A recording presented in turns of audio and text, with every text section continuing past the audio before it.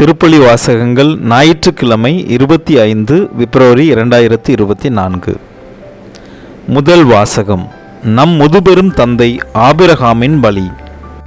தொடக்க நூலிலிருந்து வாசகம். அதிகாரம் 22, வசனங்கள் 1 முதல் 2, 9 முதல் 13 மற்றும் 15 முதல் 18 வரை. அந்நாட்களில் கடவுள் ஆபிரகாமை சோதித்தார். அவர் அவரை நோக்கி, ஆபிரகாம் என. அவரும், இதோ அடியேன் என்றார். அவர், உன் மகனை நீ அன்பு கூறும் உன் ஒரே மகனான ஈசாக்கை அழைத்து கொண்டு மோரியா நிலப்பகுதிக்கு செல். அங்கு நான் உனக்கு காட்டும் மலைகளில் ஒன்றின் மேல் எரிபலியாக அவனை நீ பலியிட வேண்டும் என்றார். ஆபிரகாமுக்கு கடவுள் குறிப்பிட்டு சொல்லிய இடத்தை அவர்கள் அடைந்தனர்.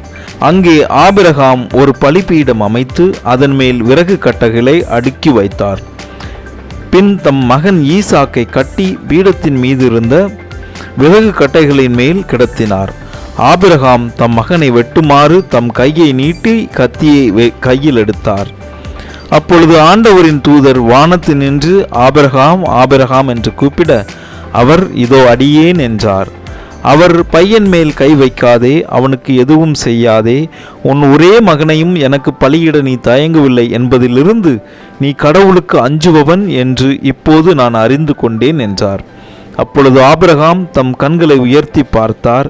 இதோ முச்செடியில் கொம்பு மாட்டிக்கொண்டு நின்ற ஒரு ஆட்டுக்கிடாயை கண்டார். உடனே ஆபிரகாம் அங்கு சென்று அந்த கிடாயை பிடித்து தம் மகனுக்கு பதிலாக எரிபலியாக்கினார். ஆண்டவரின் தூதர் ஆபிரகாமை வானத்தில் நின்று மீண்டும் அழைத்து, ஆண்டவர் கூறுவது இதுவே, நான் என் மீது ஆணையிட்டு கூறுகிறேன், உன் ஒரே மகனை எனக்கு பலியிட தயங்காமல் நீ இவ்வாறு செய்தாய். ஆதலால் நான் உன் மீது உண்மையாகவே ஆசி பொழிந்து விண்மீன்களைப் போலவும் கடற்கரை மணலைப் போலவும் உன் வழிமரபை பலுகி பெருகச் செய்வேன். உன் வழிமரபினர் தம் பகைவர்களின் வாயிலை உரிமையாக்கிக் கொள்வர். மேலும் நீ என் குரலுக்கு செவி கொடுத்ததனால் உலகின் அனைத்து இனத்தவரும் உன் வழிமரபின் மூலம் தங்களுக்கு ஆசி கூறிக்கொள்வர் என்றார். இது ஆண்டவரின் அருள்வாக்கு. இறைவா, உமக்கு நன்றி. பதிலுரை பாடல். உயிர் வாழ்வோர் நாட்டில் நான் ஆண்டவர் திருமுன் வாழ்ந்திடுவேன். மிகவும் துன்புறுகிறேன் என்று சொன்னபோதும் நான் நம்பிக்கையோடு இருந்தேன். ஆண்டவர் தம் அன்பர்களின் சாவு அவரது பார்வையில் மிக மதிப்புக்குரியது. உயிர் வாழ்வோர் நாட்டில் நான் ஆண்டவர் திருமுன் வாழ்ந்திடுவேன். ஆண்டவரே, நான் உண்மையாகவே உம் ஊழியன். நான் உம் பணியாள், உம் அடியாளின் மகன். என் கட்டுகளை நீர் அவிழ்த்து விட்டீர். நான் உமக்கு நன்றி பலி செலுத்துவேன். ஆண்டவராகிய உம் பெயரை தொழுவேன். உயிர் வாழ்வோர் நாட்டில் நான் ஆண்டவர் திருமுன் வாழ்ந்திடுவேன். இப்பொழுதே உம் மக்கள் அனைவரின் முன்னிலையில் ஆண்டவரே, உமக்கு என் பொருத்தனைகளை நிறைவேற்றுவேன். உமது இல்லத்தின் முற்றங்களில் எருசலேமின் நடுவில் ஆண்டவரே, உமக்கு என் பொருத்தனைகளை நிறைவேற்றுவேன். உயிர் வாழ்வோர் நாட்டில் நான் ஆண்டவர் திருமுன் வாழ்ந்திடுவேன். இரண்டாம் வாசகம். கடவுள் தம் சொந்த மகனென்றும் பாராமல் அவரை நமக்காக ஒப்புவித்தார். திருத்தூதர் பவுல் ரோமையருக்கு எழுதிய திருமுகத்திலிருந்து வாசகம். அதிகாரம் 8, வசனங்கள் 31 முதல் 34 வரை. சகோதரர் சகோதரிகளே, கடவுள் நம் சார்பில் இருக்கும்போது நமக்கு எதிராக இருப்பவர் யார்? தம் சொந்த மகனென்றும் பாராது அவரை நம் அனைவருக்காகவும் ஒப்புவித்த கடவுள் தம் மகனோடு அனைத்தையும் நமக்கு அருளாதிருப்பாரோ? கடவுள் தேர்ந்து கொண்டவர்களுக்கு எதிராய் யார் குற்றம் சாட்ட இயலும்? அவர்கள் குற்றமற்றவர்கள் என காட்டுபவர் கடவுளை. அவர்களுக்கு யார் தண்டனை தீர்ப்பு அளிக்க இயலும்? இறந்து ஏன் உயிருடன் எழுப்பப்பட்டு கடவுளின் வலப்பக்கத்தில் இருக்கும் கிறிஸ்து இயேசு நமக்காக பரிந்து பேசுகிறார் அன்றோ? இது ஆண்டவரின் அருள்வாக்கு. இறைவா, உமக்கு நன்றி. நற்செய்தி வாசகம். என் அன்பார்ந்த மைந்தர் இவரே.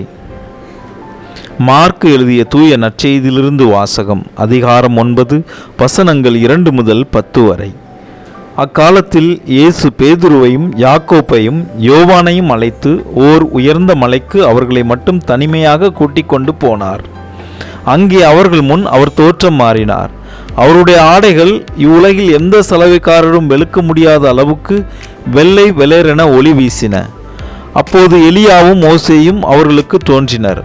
இருவரும் இயேசுவோடு உரையாடி கொண்டிருந்தார்கள். பேதுரு இயேசுவை பார்த்து, ரபி, நாம் இங்கேயே இருப்பது நல்லது. உமக்கு ஒன்றும், மோசேக்கு ஒன்றும், எலியாவுக்கு ஒன்றுமாக 3 கூடாரங்களை அமைப்போம் என்றார். தாம் சொல்வது என்னவென்று அவருக்கு தெரியவில்லை, ஏனெனில் அவர்கள் மிகுந்த அச்சம் கொண்டிருந்தார்கள். அப்போது ஒரு மேகம் வந்து அவர்கள் மேல் நிழலிட, அந்த மேகத்தினின்று, என் அன்பார்ந்த மைந்தர் இவரே, இவருக்கு செவி சாயுங்கள் என்று ஒரு குரல் ஒலித்தது. உடனடியாக அவர்கள் சுற்றுமுற்றும் பார்த்தார்கள். தங்கள் அருகில் இயேசு ஒருவரை தவிர வேறு எவரையும் காணவில்லை. அவர்கள் மலையிலிருந்து இறங்கி வந்து கொண்டிருந்த போது, அவர் மானிட மகன் இறந்து உயிர்த்தெழும் வரை நீங்கள் கண்டதை எவருக்கும் எடுத்துரைக்க கூடாது என்று அவர்களுக்கு கட்டளையிட்டார். அவர்கள் இவ்வார்த்தையை அப்படியே மனதில் இருத்தி, இறந்து உயிர்த்தெழுதல் என்றால் என்னவென்று ஒருவரோடு ஒருவர் பேசிக் கொண்டார்கள்.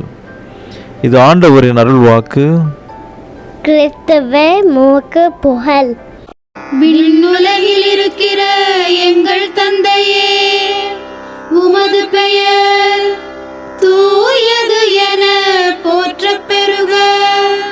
உமது ஆட்சி வருக. உமது திருவுளம் விண்ணுலகில் நிறைவேறுவது போல மண்ணுலகிலும் நிறைவேறுக. எங்கள் அன்றாட உணவை இன்று எங்களுக்கு தாரும். எங்களுக்கு எதிராக குற்றம் செய்வோரை நாங்கள் மன்னிப்பது போல எங்கள் குற்றங்களை மன்னியும். எங்களை சோதனைக்கு உட்படுத்தாதேயும், தீமையிலிருந்து எங்களை விடுவித்தருளும். மிகவும் இரக்கமுள்ள தாயே, உமது அடைக்கலமாக ஓடி வந்து உம்முடைய உதவி நன்மைகளை இறந்து உம்முடைய பரிந்துரையை கெஞ்சி கேட்ட ஒருவராகிலும் உம்மால் கைவிடப்பட்டார் என்று உலகில் சொல்ல கேள்விப்பட்டதில்லை என்பதை நினைத்தருளும்.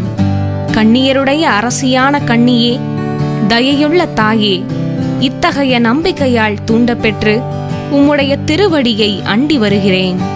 பெருமூச்சுடனும் அழுகையுடனும் பாவி நான் உம் கருணைக்கு காத்துக்கொண்டு உம் திருமுன் நிற்கிறேன். மனு உருவான வாக்கின் அன்னையே, என் மன்றாட்டை புறக்கணியாமல் எனக்காக தயவாய் வேண்டிக் கொள்ளும். ஆமேன். அமலோற்பவியான புனித மரியாயே, பாவிகளுக்கு அடைக்கலமே, இதோ உம்முடைய அடைக்கலமாக ஓடி வந்தோம். எங்கள் பேரில் இரக்கமாயிருந்து எங்களுக்காக உம் திருமைந்தனை வேண்டிக் கொள்ளும்.